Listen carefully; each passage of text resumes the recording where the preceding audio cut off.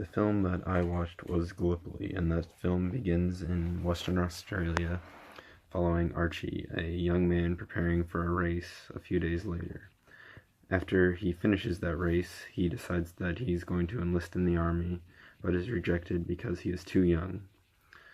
The next day he runs into Frank, a man who he had raced against the previous day, whose friends had just enlisted, and they travel across Australia together, and along the journey they become good friends. And when they get to Perth, they decide that are both going to enlist in the army. They both try to enlist in light cavalry, but Frank ends up in the infantry. Later, they meet each other in Egypt, where both their divisions were training.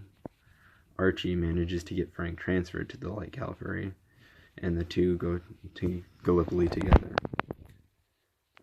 The film then focuses on the Battle of the Neck, which was a disaster for the Anzac forces.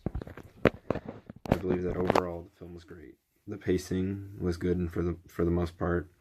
However, there were times where it felt slow, like the scene with the party before they left. It felt like it slowed the movie down. The film, for the most part, was historically accurate. One scene that really stood out to me was the scene of the Battle of the Neck, because it shows Australians charging the Ottoman lines just to get gunned down, and have another wave sent right after them who met the same fate. It really stood out to me because it was showing the lives just being thrown away, and then the different reactions from the commanding officers.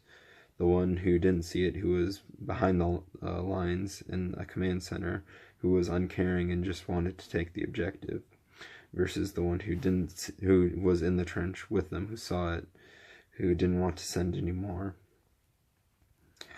I think that the casting choices were good. Mark Lee, who played Archie, a younger man, and Mel Gibson, who played Frank, a man who was a little bit older than Archie, did a good job showing the different perspectives of the war and what it was like going to war. There was Frank, who